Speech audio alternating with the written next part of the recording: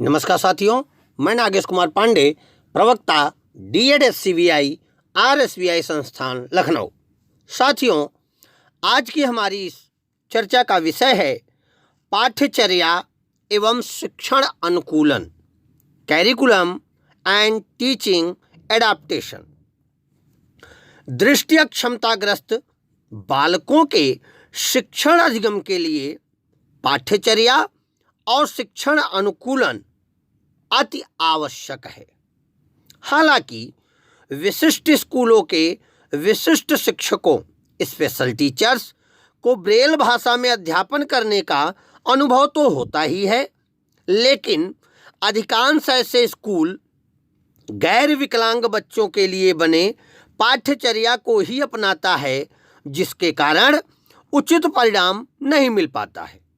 इसलिए दृष्टि अक्षमताग्रस्त बच्चों के बहुइंद्रिक शिक्षण, मल्टी सेंसरी टीचिंग के लिए प्लस कैरिकुलम अपनाया जाने लगा है। यह एक पूरक पाठ्यचर्या है।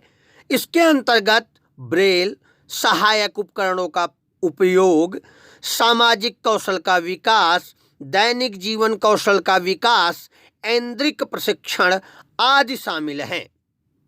अगर इनको हम क्रमवार देखें तो सर्वप्रथम ब्रेल पढ़ने लिखने की ऐसी व्यवस्था है जिसमें 2 कॉलम में 3-3 की संख्या में बटे हुए 6 उभरे बिंदु होते हैं।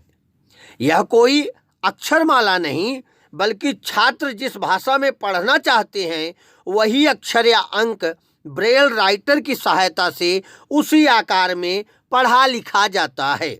भारत में भारतीय ब्रेल लिपि तैयार की गई है, जो मुख्य भारतीय भाषाएं पढ़ने लिखने के लिए प्रयुक्त होती है। दूसरे क्रम में चलें, सहायक उपकरणों के उपयोग, यूज ऑफ इक्विपमेंट्स। तकनीकी विकास के कारण दृष्टिहीन एवं आंशिक दृष्टि दोष वाले छात्रों की सहायता के लिए कई सहायक उपकरणों का आविष्कार हुआ। टॉकिंग कैलकुलेटर, आवर्धक लेंस, मैग्नीफायर ग्लास, इलेक्ट्रॉनिक आवर्धक, इलेक्ट्रॉनिक्स मैग्नीफायर आदि, जिसके बारे में आपको विभिन्न कक्षाओं में बताया भी गया है। अब तीसरे क्रम में अगर हम देखें, सामाजिक कौशल, सोशल स्किल्स। अनुभव की कमी एवं अति सुरक्षा के कारण कभी कभी दृष्टि क्षमताग्रस्त बच्चों में सामाजिक कौशल का अभाव देखा जाता है। ऐसी स्थिति में बच्चों में किसी धनात्मक सामाजिक भावना के परिलक्षित होने पर उन्हें पुरस्कार देना चाहिए। आंशिक दृष्टिदोष युक्त बच्चों को शब्द संकेत, वर्बल क्यूज देना चाहिए। उन्हें वर्ग में बोलने का मौका दिया जाना चाहिए, जिससे उनका आत्मविश्वास बढ़े और अधिक से अधिक वे अपने को स्पष्ट कर सकें। अगले क्रम में दैनिक जीवन कौशल, डेली लिविंग स्किल्स।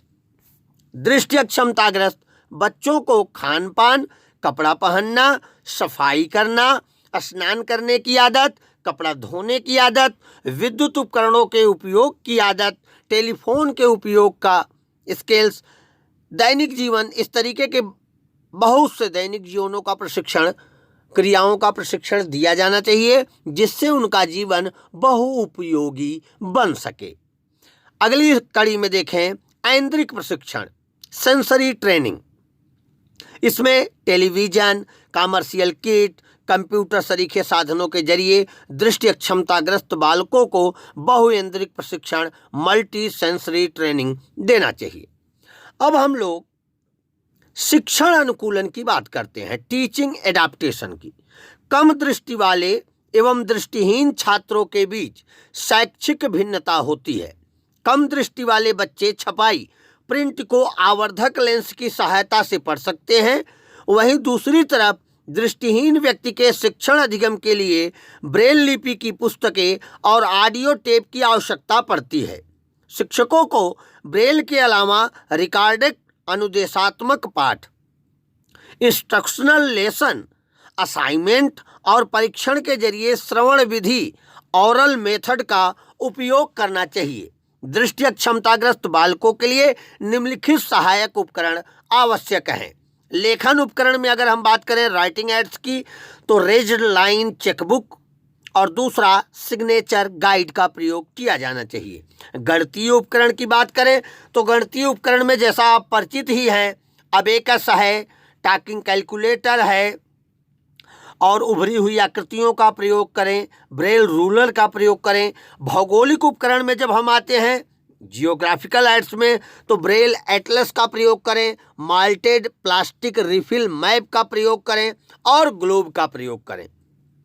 इसी प्रकार जब हम आगे बढ़ते हैं तो अनुकूलन के साधन अडेप्टिव डिवाइसेस के बारे में जब हम बात करते हैं तो इसमें अनुकूलन के साधन वास्तव में इलेक्ट्रॉनिक साधन होते हैं जिससे दृष्टि विकलांग बच्चों को नए वातावरण में समायोजित होने में मदद मिलती है। ये साधन हैं लेजर छड़ी, sonic guide, optacon print, Kurzweil reading machine, micro computer और कंप्यूटर ब्रेल अनुवादक तथा कुछ अन्य तकनीकियों का भी हम प्रयोग कर सकते हैं जिनमें निम्नलिखित विशिष्ट हैं। बड़े आकार वाली पुस्तकें, उभरे हुए नक्शे, अक्षर, अंक, आकृति, टेप रिकॉर्डर। अब इन सहायतापूर्ण शिक्षण रणनीतियों में कुछ विशिष्टताएं हो और थोड़ा सा कुछ ध्यान देने योग्य तथ्य भी रखा जाए, तो इन ध्यान देने योग्य तथ्यों को जब आप थोड़ा सा चिंतन करते हैं तो कुछ चीज़ें निकल के आती हैं। जहां तक संभव हो ठोस शिक्षा प्रदान करने के लिए अवधारणा स्पष्ट करना चाहिए। हाथ को पकड़कर लिखने में बच्चों की सहायता करनी चाहिए, बार बार उसकी सहायता करनी चाहिए। बच्चों को श्यामपट्ट पर लिखवाने में उसकी मदद करने हेतु बच्चों को पकड़कर श्यामपट्ट तक ले जाना चाहिए। यह परिस्थिति अल्प दृष्टिबाधित बच्चों हेतु बताई जा रही है। दृष्टिबाधित बच्चों को ब्रेल स्लेट पर लिखते समय उनमें सकारात्मक भाव से लिखने हेतु, ऊर्जावान ढंग से बैठकर लिखने हेतु हमें स्किल्स देनी चाहिए।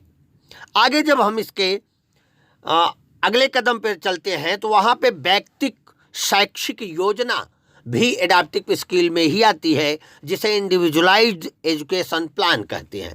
यह एक निश्चित समावेश अवधि में दृष्टि अक्षमताग्रस्त बच्चों सहित विशेष आवश्यकता वाले सभी बच्चों के लिए आवश्यक शैक्षिक जरूरतों, सेवाओं और अपेक्षित उपलब्धियों से संबंधित योजना है। इस योजना के तहत पीड़ित बच्चों को विभिन्न प्रकार की सेवाएं उपलब्ध कराने के लिए उनसे सूचनाएं एकत्रित एवं सूचीबद्ध की जाती हैं। इसके लिए सबसे पहले अक्षमताग्रस्त बच्चों का मूल्यांकन किया जाता है, तत्पश्चात उनके मानसिक और शैक्षिक विकास हेतु कार्यक्रम बनाए जाते हैं। इन सब चीज़ों का रिकॉर्ड रखना भी जरूरी होता है। इसके आधार पर बच्चे की पिछली उपलब्धि तथा वर्तमान क्रियात्मक एवं शैक्षिक स्तर की तुलना करके बच्चे की वर्तमान प्राथमिक आवश्यकताएं तय की जाती हैं। तत्पश्चात उक्त बच्चों के विकास के लिए विभिन्न शैक्षिक दक्षताएं, संज्ञानात्मक लक्ष्य एवं अपेक्षित उपलब्धि की प्राप्ति हेतु आवश्यक विधियों एवं सामग्रियों का चयन किया जाता है। यहाँ यह स्पष्ट कर देना अति आवश्यक है कि अधिकतम सामग्री आज के सामान्य विद्यालयों में या समेकित विद्यालयों में पाठ्य सामग्रियां ऐसी प्रयोग की जाती हैं जो कि दृष्टि दिव्यांगजनों अथवा दिव्यांगजनों के अध्ययन में कहीं न कहीं किसी न किसी रूप से अवधान उत्पन्न करती हैं, व्यवधान उत्पन्न करती हैं। उन व्यवधानों के निदान हेतु हमें उनका एडाप्टेशन करना अत्यंत आवश्यक है। अध्यापक का यह नैतिक कर्तव्य है कि वह छात्र हित में छात्र को देख करके छात्र की आयु, क्षमता, अवस्था के अनुसार जैसी उसकी मांग है उस तरीके का एडाप्टिव मेथड अपनाए तथा विद्यार्थी को सुगमतापूर्वक अध्ययन करने हेतु सामग्री उपलब्ध कराए। आशा है आपको समझ में आया होगा। धन्यवाद।